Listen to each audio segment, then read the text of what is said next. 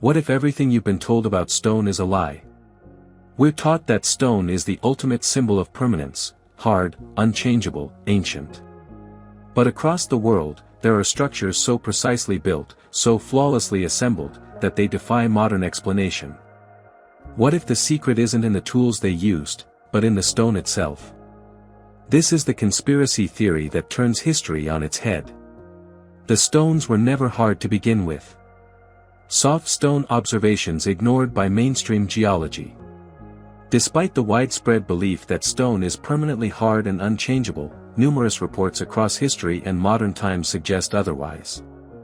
There have been instances, especially in volcanic zones, after lightning strikes, or in areas with unusual electromagnetic activity, where witnesses claim to have seen or touched rocks that felt soft, rubbery, or clay-like.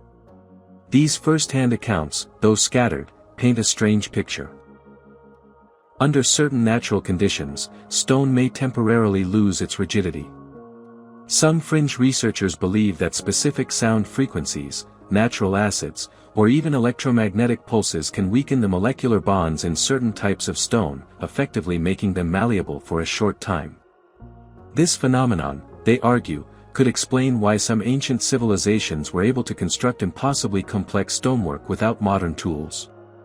But rather than investigate these anomalies, mainstream science tends to label them as misinterpretations or pseudoscience.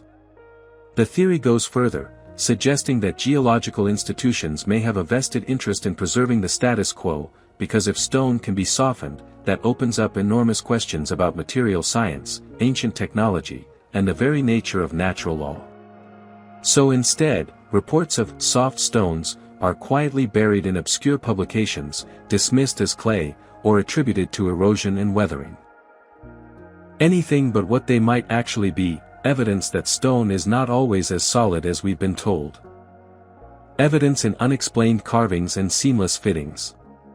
Across the world, ancient megalithic sites baffle engineers and archaeologists with their flawless stonework. Places like Machu Picchu in Peru, Puma Punku in Bolivia, and the Osirian in Egypt feature stone blocks so precisely cut and fitted that not even a razor blade can slip between them. These are not small bricks either, many of the stones weigh several tons, yet they interlock with complex angles and curves, as if molded rather than carved. Conventional explanations suggest years of chiseling, polishing, and trial-and-error craftsmanship using primitive tools. But this theory doesn't hold up under scrutiny. In many cases, the hardness of the stone, like granite or diorite, would have made it nearly impossible to shape with the copper or bronze tools available at the time. The extreme precision, achieved without mortar or modern machinery, has led some to believe that the stones weren't carved at all, but softened, shaped, and then allowed to harden. The layout of these sites also hints at an almost fluid approach to construction. Stones curve around each other organically, adapting to irregular shapes with a level of craftsmanship that suggests the builders weren't simply stacking blocks, they were sculpting pliable material. Some theorists argue that these are direct remnants of a lost knowledge, perhaps the ability to temporarily soften stone using natural or technological means.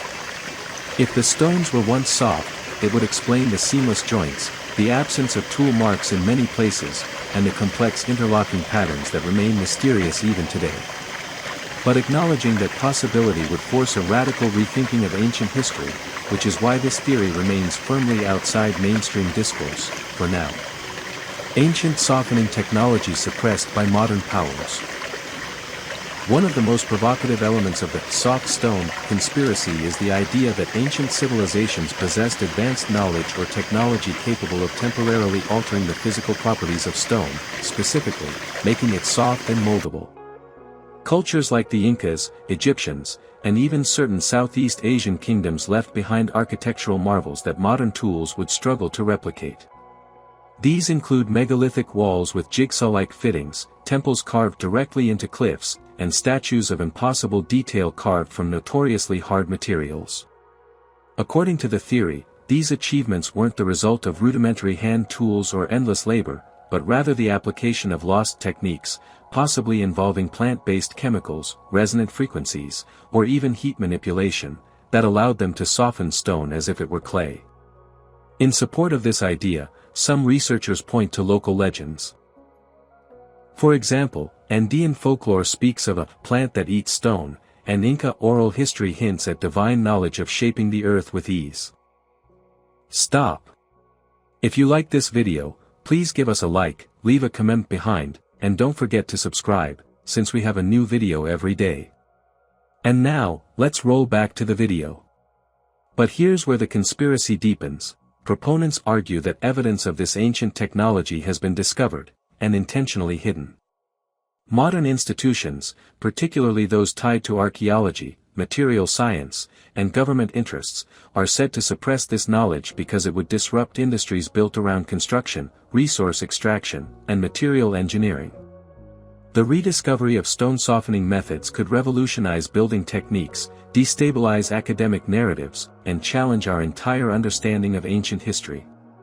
Thus, the theory holds that any clues or remnants of this technology are either discredited or quietly classified.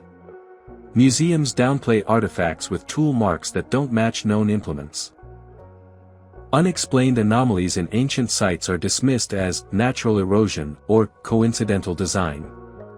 And serious research into ancient materials is often steered away from anything that might suggest technological sophistication.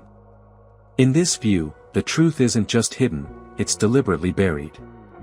Because if we accept that the ancients could soften stone, we're forced to admit that our ancestors were far more advanced than we've been led to believe, and that modern science may not be the pinnacle of knowledge, but rather a rediscovery of what was once already known. Conclusion: a solid lie or a soft truth? From ancient ruins with impossibly tight stonework to suppressed folklore and ignored geological anomalies, the idea that stones are actually soft may sound absurd at first, but when you dig deeper, it begins to challenge the very foundations of what we accept as truth.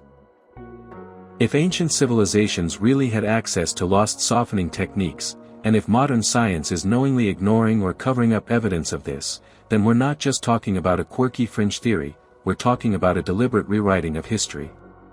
The precision of ancient architecture, the scattered reports of malleable rock, and the cultural whispers of a forgotten technology all point to one thing: stone may not be as solid as the story we've been told. Maybe the truth was carved out long ago, and then hardened over by centuries of denial. So next time you see a massive stone temple or a perfect stone wall, ask yourself, what if it wasn't carved, but molded?